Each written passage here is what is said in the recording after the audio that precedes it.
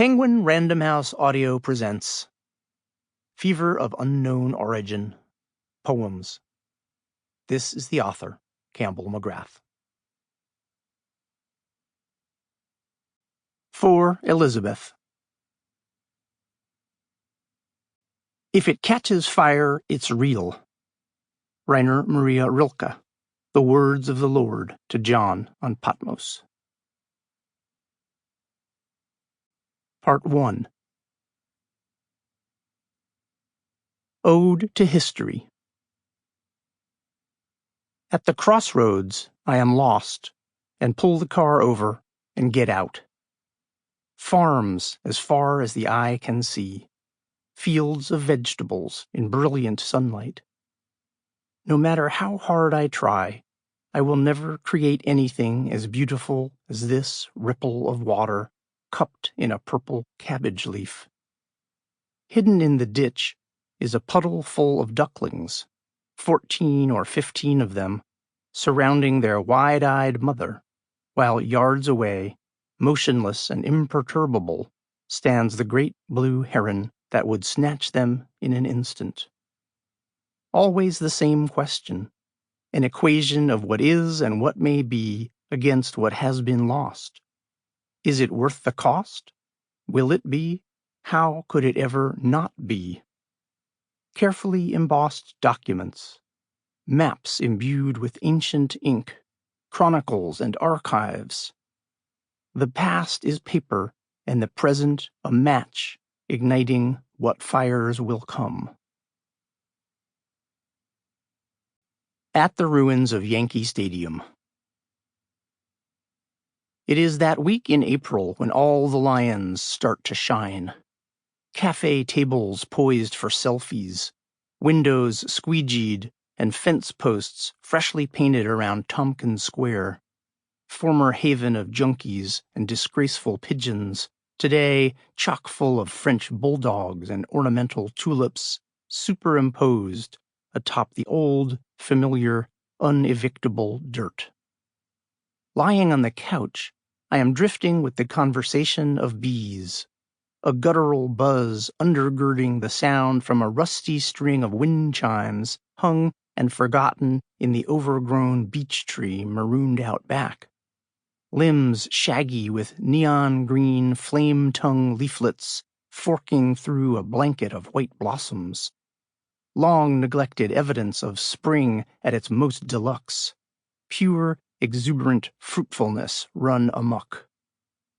Rigorous investigation has identified 2 dialects buzzing through the plunder fall. Hovering black bumblebees and overworked honeybees neck-deep in nectar bliss. As the city to us, blundering against its oversaturated anthers until the pollen coats our skin, as if sugar-dusted, as if rolled in honey and flour to bake a cake for the queen. Yes, she is with us. It is spring, and this is her coronation. Blossoming pear and crabapple and cherry trees, too many pinks to properly absorb, every inch of every branch lusting after beauty. To this riot of stimuli, this vernal bombardment of the senses, I have capitulated without a fight. But not the beech tree. It never falters. It is stalwart and grounded and garlanded, a site-specific creation, seed to rootling to this companionable giant, tolerant and benign. How many times have I reflected upon their superiority to our species, the trees of earth? Reflection, self-reflection. My job is to polish the mirror, to amplify the echoes. Even now I am hard at work, researching the ineffable. I loaf and invite my soul, for Walt Whitman is ever my companion in New York, thronged carcass of a city in which one is never alone and yet never unnagged at by loneliness. A hunger as much for the otherness of others as for the much-sung self, for something somewhere on the verge of realization, for what lies around the corner, 5 or 6 blocks uptown, hiding out in the Bronx or across the river in Jersey. Somewhere on the streets of the city right now, Somebody is meeting the love of their life for the very first time. Somebody is drinking schnapps from a paper sack, discussing Monty Python with a man impersonating a priest. Someone is waiting for the bus to South Carolina to visit her sister in hospice. Someone is teleconferencing with the office back in Hartford, Antwerp, Osaka. Someone is dust sweeping, throat clearing, cartwheeling, knife grinding, day trading, paying dues, dropping a dime, giving the hairy eyeball, pissing against a wall. Someone is snoozing, sniffling, cavorting, nibbling, roistering, chiding, snuggling, confiding, pub crawling, speed dating, pump shining, ivy trimming, tap dancing, curb kicking, rat catching, tale telling, getting lost, getting high, getting busted, breaking up, breaking down, breaking loose, losing faith, going broke, going green, feeling blue, seeing red. Someone is davening, busking, hobnobbing, grandstanding, playing the ponies, feeding the pigeons, gull-watching, wolf-whistling, badgering the witness, pulling down the grill and locking up shop, writing a letter home in Pashto or Kosa, learning to play the xylophone, waiting for an Uber X, conspiring, patrolling, transcending, bedeviling, testifying, bloviating, absolving, kibitzing, kowtowing, pinky swearing, tarring and shingling, breaking and entering, delivering and carting away, enwreathing lampposts with yellow ribbons, reading Apollinaire on a bench littered with fallen petals, waiting for an ambulance to pass before crossing First Avenue toward home. No wonder they fear it so intensely. The purists and isolationists in Kansas, the ideologues in Kandahar. It is a relentless negotiation with multiplicity, a constant engagement with the shape-shifting mob, diversely luminous as sunlight reflecting off mirrored glass in puzzle pieces of apostolic light. Certainly this is not the eternal city, but it is certainly imperial, certainly tyrannical, democratic, demagogic, dynastic, anarchic, hypertrophic, hyper-real. An empire of rags and photons. An empire encoded in the bricks from which it was built, each a stamped emblem of its labor-intensive materiality. Hundreds of millions barge down the Hudson each year from the clay pits of Haverstraw and Kingston after the Great Fire of 1835.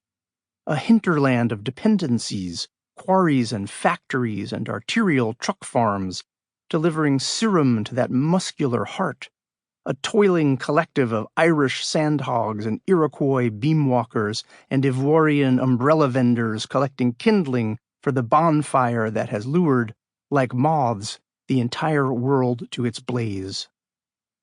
As with my tree, the hubbub of bees, its exaltation. Apis, maker of honey, Bombus, the humble bumbler, and the tree a common American beech. It rules the yard, overawing a straggling ailanthus hard against the wall of the Con Ed substation. Along the fence some scraggly boxwood shrubs, a table collapsed into rusted segments, 2 piles of bricks. What's their story? Who made them, carted them, set them as a patio, and who undid that work to create these mundane, rain-eroded monuments to human neglect? Why does nobody tend this little garden? Undisciplined ivy scales the building in thick ropes and coils of porcelain-berry vine, whose fruit will ripen to obscene brilliance come autumn, those strange berries, turquoise, violet, azure. Ah, I've lost my train of thought. Berries, the city, people, bricks, the past, bees in a flowering beech tree, symbiosis, streams and webs and permutations, viruses replicating, mutating, evolving, books in a library, bricks in a wall, people in a city, a man selling old golf clubs on the corner of Ludlow Street, a woman on the F train carefully rubbing ointment up and down her red, swollen arms, acorns, tossing them into the Hudson River from a bench, as I did when I was Peter Stuyvesant, when I was Walt Whitman, when we were of the Lenape and Broadway our hunting trail. Then the deer vanished. Sample complete. Ready to continue?